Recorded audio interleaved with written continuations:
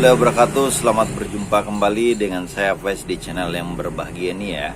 Sahabat-sahabat sekalian ya, kali ini kita akan bahas tentang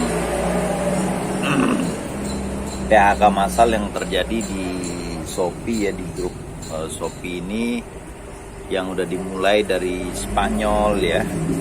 Ya dari Spanyol, bahkan di Eropa udah dimulai ya, karena beberapa holding company atau anak perusahaannya itu seperti Shopee Food ya, seperti Shopee Pay ya, mungkin Shopee Logistik juga kali di situ, dan marketplace-nya sendiri ya, itu jenis-jenis anak pohon usahanya lah. Saya kurang persis tahu mana yang induk perusahaannya ya, karena saya juga belum cek ya. Tetapi intinya dengan kondisi global ekonomi yang kurang bersahabat sekarang, memang perusahaan memang harus melakukan rasionalisasi ya, atau efisiensi ya, agar perusahaan itu bisa bertahan ya. Jadi jangan dikira bahwa dengan PHK itu perusahaan itu pasti mati, tidak. Bisa jadi dia bermata untuk efisiensi agar dia lebih lebih mampu untuk adaptif terhadap alam. Seperti ketika pohon ya, ketika dia di musim kering, maka dia akan menggugurkan dahan-dahannya ya, supaya penyerapan air itu penyerapan air yang sedikit itu bisa efisien dan efektif. Itu sangat biasa. Nah, di Indonesia bagaimana? Tentu di Indonesia yang kita tahu ya, di Shopee itu dia punya marketplace sendiri, dan ya mungkin berdua tahun ini dia udah mengeluarkan Shopee Pay-nya ya. Bahkan bank juga ada itu ya, bank, kalau nggak salah saya banknya juga ada, saya lupa namanya itu di Shopee ya, di marketplace-nya juga ada, dan Shopee Food-nya sendiri ya, dan terakhir adalah Shopee Logistiknya ya. Jadi mainnya di situ nih perusahaan-perusahaan Shopee. Nah, apakah PHK masalah akan terjadi? Saya rasa tidak ya, karena sepengetahuan saya, khusus misalnya di logistik itu, karyawannya itu khusus yang pick up itu kan banyaknya mitra ya, bukannya, setahu saya mitra ya. Jadi bahkan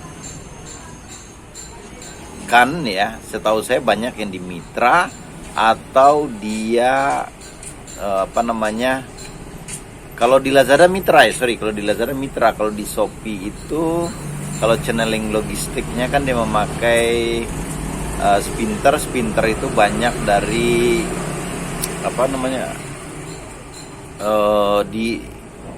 di outsourcing kan lagi ya. Jadi bukannya karyawan Shopee-nya langsung ya. Setahu saya seperti itu yang saya tanya-tanya di kurirnya ya. Dan mungkin karena kita juga nggak punya data, yang karyawan Shopee asli yang diangkat itu mungkin di level-level atau di bidang-bidang tertentu saja ya. Begitupun di GrabFood ya, itu kan boleh dikatakan mitra semua ya, bukannya karyawan itu ya. Nah memang seperti itu ya keadaannya sekarang ini ya. Jadi khusus ya di Shopee ini, karena pengembangannya terlalu agresif ya. Di Indonesia khususnya kita bicara, yang misalnya pembukaan agen-agen Shopee, di samping dia memakai drop point, tentu biaya-biaya itu makin membengkak ya. Anda bisa bayangkan ya, dalam satu kecamatan atau kelurahan itu ada satu agen Shopee ya, dan untuk kosnya udah berapa ya, dengan 2 karyawan, kontrakan ya bisa sampai 50 jutaan mungkin ya, kalau kita perkirakan sebulannya itu ya.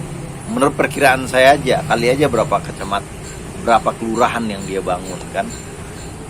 Dan ini memang akan mengerus ya keuntungan Shopee, dan dalam prediksi saya terbukti ya bahwa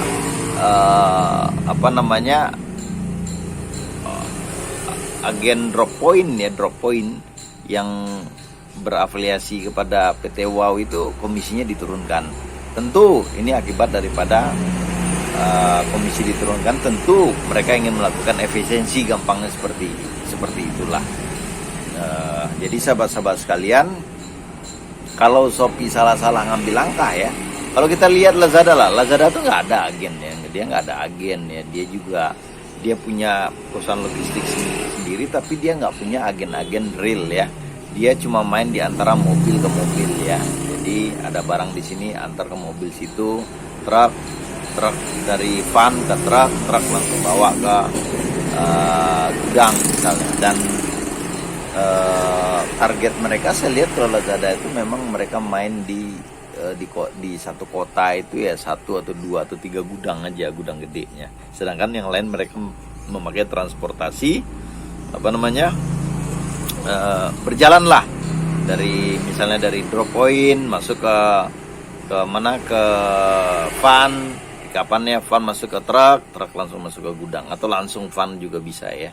Dan seller-seller juga di pick up oleh van, sehingga efisiensi biayanya kalau kita lihat Lazada jauh lebih efisien daripada Shopee. Nah, ini langkah-langkah kuda yang dimainkan oleh Shopee ini tentu akan memberatkan atau menambah kos dia kalau dia salah hitung. Oke sahabat-sahabat sekalian, perubahan-perubahan itu selalu ada ya, perubahan-perubahan selalu ada ya, dan resikonya itu juga selalu ada. Ada yang mau menempuh resiko, mencoba dulu, dan ada yang berhenti mencoba. Intinya bahwa terjadi PHK massal itu di menular dari Eropa ke Indonesia itu sangat-sangat dimungkinkan ya. Akhir kata ya, demikianlah analisis saya ya tentang Shopee, PHK massal di Shopee ini ya, isunya itu.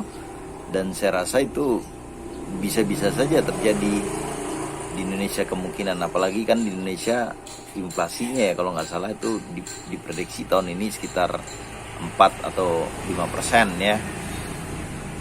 Artinya bahwa harga barang yang kita beli itu, nilai barangnya itu lebih tinggi dari periode sebelumnya.